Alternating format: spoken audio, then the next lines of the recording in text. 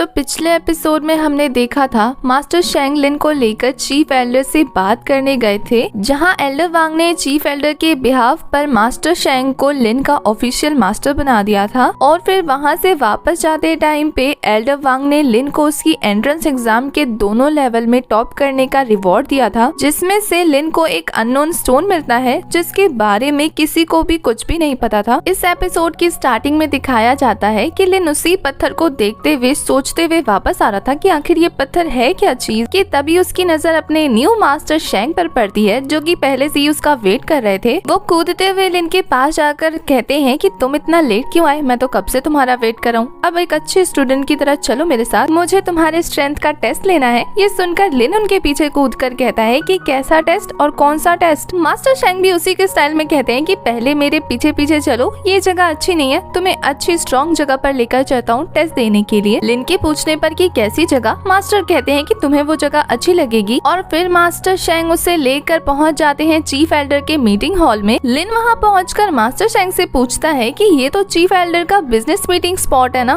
फिर यहाँ पर क्या करने आए हम। मास्टर शेंग हामी भरते हैं और कहते हैं कि ये जगह आज से वो यूज करने वाले हैं, जगह भी काफी स्ट्रॉन्ग है और स्पेस भी बहुत ज्यादा है, तो आज से ये तुम्हारा ट्रेनिंग ग्राउंड हुआ। लिन पूछता है चीफ एल्डर ने आपको ऐसे ही ये प्लेस दे दी, कुछ पूछा नहीं आपसे। मास्टर शेंग लिन को कोई जवाब न देते हुए अपना पैर जमीन पर पटकते हैं, जिससे बहुत ज्यादा फोर्स निकलता है। उस जगह को कुछ नहीं होता। ये देखकर वो खुश होकर कहते हैं कि अब हमने बहुत सारी बातें कर ली, अब टेस्ट स्टार्ट करते हैं। मास्टर शेंग के बोलते ही लिन अपनी स्वॉर्ड निकाल कर रेडी हो जाता है, लेकिन मास्टर शेंग ने कुछ डिफेंस के लिए यूज नहीं किया था, तो ये देखकर वो पूछता है कि क्या आप डिफेंस के लिए कुछ यूज नहीं करोगे। मास्टर शेंग कहते हैं कि तुम जैसे 8th रैंक के स्पिरिचुअलिस्ट बच्चे के लिए मुझे डिफेंस यूज करना पड़े तो फिर मैं बाहर जाकर अपना मुंह लोगों को कैसे दिखाऊंगा, इसलिए अपनी सारी ट्रिक्स यूज कर लो जो भी तुम्हें आती हैं, मैं इन सबको झेलने के लिए रेडी हूँ। लिन कहता है कि ठीक है, फिर रिग्रेट मत करना। उसके बाद लिन अपना सबसे powerful move rush thunder slash attack लगाता है। उस अटैक को ब्लॉक करने के लिए मास्टर शील्ड का यूज कर रहे थे, और जैसे ही वो अटैक डिस्ट्रॉय होती है, मास्टर लिन से कहते हैं कि मैं तो बताना भूल गया था कि मेरी पावर भी थंडर है, वैसे तुम इस तरह की स्किल्स के साथ ऐसे अटैक कर रहे हो, नॉट बैड। लिन तो ये सुनकर शॉक रह गया था कि मास्टर की पावर भी थंडर है। लिन मास्टर से कहता है कि अभी उसकी स्किल्स खत्म नहीं हुई है, ये तो बस स्टार्टिंग है। और फिर वो अपने रस थंडर बुमरैंग का अटैक करता है। इस अटैक को ब्लॉक करने के लिए मास्टर कुछ यूज नहीं करते, बल्कि उस अटैक को सह लेते हैं, जिससे मास्टर को तो एक खरोच भी नहीं आती, उल्टा नींद आनी स्टार्ट हो जाती है। मास्टर कहते हैं कि हो गया तुम्हारा या और भी कुछ बाकी है। लिन ये सुनकर अपना थंडर बॉटल निकाल लेता है। मास्टर लिन से कहते हैं कि ये यूज करोगे तो ये मटेरियल वेस्ट हो जाएगा, इसलिए इसे अपने पास संभाल के रखो। वैसे तुम वो वाला मूव क्यों नहीं यूज करते जो तुम क्लिफ के ऊपर यूज करने से रह गए थे, क्योंकि तुम्हारी स्पिरिचुअल पावर खत्म हो गई थी। मास्टर शेंग की बातें सुनकर लिन समझ जाता है कि मास्टर को उसकी पावर का पहले से ही अंदाजा है, बस वो लिन के उस लास्ट पावरफुल मूव का जायजा लेना चाहते थे कि वो कितनी स्ट्रॉन्ग है। लिन वहाँ एक थंडर फॉर्मेशन क्रिएट कर लेता है, जिससे उसकी स्वॉर्ड से बहुत ज्यादा थंडर निकल रही थी। आसपास का पूरा एरिया थंडर से भर गया था, लेकिन मास्टर को कुछ फील नहीं होता। लिन अपने सबसे पावरफुल मूव 7 स्टार युहुआ का यूज मास्टर पे करता है। मास्टर को उस पावर से बचने के लिए बहुत बड़ा शील्ड क्रिएट करना पड़ता है। इतने पावरफुल मूव को यूज करने की वजह से लिन के मुंह से ब्लड आने लगता है। दूसरी तरफ लिन के इस अटैक को रोकने के लिए मास्टर को अपने शील्ड में फोर्स लगाने की जरूरत पड़ रही थी, तो जैसे ही वो अटैक डिस्ट्रॉय होता है, मास्टर लिन की तारीफ करते हैं कि ये अटैक सच में बहुत अच्छा था, जिसकी वजह से उन्हें डिफेंस यूज करना पड़ा। लिन पूछता है लेकिन आपको चोट तो नहीं लगी ना। मास्टर कहते हैं हाँ वो तो नहीं लगी, नेक्स्ट टाइम ट्राई करना। लिन मास्टर शेंग के पास आकर कहता है कि फाइनली मैंने आपको अपना मास्टर मान लिया दिल से, तो क्या अब आप मुझे गिफ्ट देंगे अपना स्टूडेंट बनने के लिए। मास्टर तो लिन की बातों से शॉक रह गए थे, और लिन लालची निगाहों से मास्टर के पास जाकर कहता है कि क्या आप मुझे गिफ्ट दोगे। मास्टर उससे दूर जाते हुए कहते हैं कि मैं हमेशा से ऐसा टीचर रहा हूँ जो फेम से और पैसों से दूर रहा है, तो मेरे पास तो सिर्फ जड़ी बूटियाँ मिलेंगी, तो बताओ कौन सी जड़ी बूटी दूं। लिन कहता है रहने दीजिए, अब आपसे क्या मांगना, आपके पास तो वो है ही नहीं जो मुझे चाहिए, तो आप एक काम करो, मुझे स्प्रिट डीमन जिंजर दे दो। मास्टर लिन की डिमांड सुनकर कहते हैं कि स्प्रिट मैजिकल जिंजर, ये तो मेरिडियंस को रिपेयर करने के लिए होता है ना, तुम्हें क्यों चाहिए, क्या तुमने अपने मेरिडियंस को इंजर्ड कर लिया है। ये सुन के लिन को कुछ मिलता नहीं है, तो वो कहता है कि हाँ कर लिया, जिस पे मास्टर कहते हैं कि ठीक है, वो चीफ एल्डर से बात करेंगे इस बारे में, पोर्टियान सेक्ट के फार्मेसी में तो मिल ही जाएगी वो। छोटी छोटी बात के लिए मास्टर शेंग को चीफ एल्डर से बात करता हुआ सुनकर लिन कहता है कि आपका उनसे क्या रिलेशनशिप है। मास्टर कहते हैं कि क्या तुम्हें जानना है। लिन हाँ कहता है। मास्टर उंगली से उसे अपने पास बुलाते हैं। लिन के जाने पर वो उसके कान में कहते हैं कि मैं तुम्हें बता दूंगा, अभी जाओ जल्दी से अपने बड़े भाई और उस मोटू जेंग को मेरे पास लेकर आओ। ये बोलकर मास्टर वहाँ से जाने लगते हैं और लिन को गुस्सा आ रही थी कि उसके मास्टर ने उसे फिर से बेवकूफ बना दिया। वो वापस जाकर जेंग से कहता है कि मोटू जाकर जियून को बता दो कि मास्टर तुम दोनों को बुला रहे हैं। जेंग अपनी बॉस की बात ना माने ऐसा हो सकता है, वो फटाक से मान जाता है। लिन अपने रूम में जाकर सोच रहा था कि इतनी सारी स्पिरिचुअल एनर्जी वेस्ट कर दी 7 यहोवा की पावर को यूज करने के लिए, लेकिन फिर भी मास्टर को कुछ भी नहीं हुआ। इसलिए अब जल्दी से उसे वो पिल बनानी पड़ेगी और अपने मेरिडियंस को स्ट्रॉन्ग करना पड़ेगा। फिलहाल तो वो अपनी स्पिरिचुअल पावर को इंक्रीज करने के लिए कल्टीवेशन करने बैठ जाता है। थोड़ी देर के बाद लिन के कमरे में जेंग आता है, जो कि अपने बॉस को ऐसे शांत बैठा देखकर उनके काफी क्लोज चला जाता है। लिन जैसे ही अपनी आंखें खोलता है, उसके सामने बॉस बॉस करता हुआ जेंग आ गया था। अब जूम वे में जेंग को देखने से लिन की तो हार्ट बीट बढ़ गई थी डर के मारे। और फिर वो जेंग से कहते हैं कि तुम यहाँ क्या कर रहे हो, जिस पे जेंग कहता है कि मैं तो आपकी कल्टीवेशन कंप्लीट करने का वेट कर रहा था, क्योंकि आज मास्टर ने मुझे बहुत कुछ सिखाया। एग्जाम्पल के तौर पे उन्होंने मुझे बताया कि रोस्ट डक को खाने का बेटर टाइम कौन सा है और डिपिंग सॉस के लिए तुम्हें कौन कौन से इंग्रेडिएंट्स की जरूरत पड़ेगी, और यहाँ तक कि मुझे रोस्ट चिकन और रोस्ट डक के बीच का डिफरेंस भी बताया। लिन तो उसकी ऐसी बकवास बातें सुनकर अपना सर ही पकड़ लेता है कि क्या तुम्हें शेफ बनना है जो ऐसी बकवास चीजें जानकर आए हो। लिन खुश होकर कहता है कि ट्राई करने में क्या जाता है, वैसे मास्टर ने कहा है कि आपको जो चीज चाहिए वो रेडी है, बस आपको फार्मेसी जाना है और जाकर ले लेना है। लिन भी आलस में खड़े होते हुए कहता है जेंग से कि तो फिर तुम वेट क्या कर रहे हो, चलो मेरे साथ फार्मेसी। कुछ देर बाद हमें लिन और जेंग को फार्मेसी के अंदर दिखाया जाता है, जहाँ उनकी नजर एक लड़की पे पड़ती है, जो कि स्टाफ से कह रही थी कि मैं टीचर की ऑर्डर पर यहाँ आई हूँ दवाई लेने के लिए और तुम मुझे मना कैसे कर सकते हो। जिस पर फार्मेसी में बैठा हुआ लड़का कहता है कि तुम छोटी सी इंजरी के लिए मेडिसिन मांग रही हो, तुम्हें क्या लगता है कि ये हब आसमान से गिरते हैं, इसलिए मेरा टाइम बिना वेस्ट किए यहाँ से दफा हो जाओ। उसकी बातें सुन के जेंग कहता है कि हे यू, तुम्हें जो काम मिला है ना वो काम करो, मेडिसिन देने का काम मिला है तो जल्दी से मेडिसिन दो, ज्यादा बकवास मत करो, और अगर तुमने ऐसा नहीं किया। उसके बाद वो अपने डोले शोले दिखाते हुए कहता है तो फिर सोच लेना मैं क्या करूंगा। जेंग को तो गुस्सा आ गया। इसी के साथ हमारा ये वाला एपिसोड हो जाता है खत्म।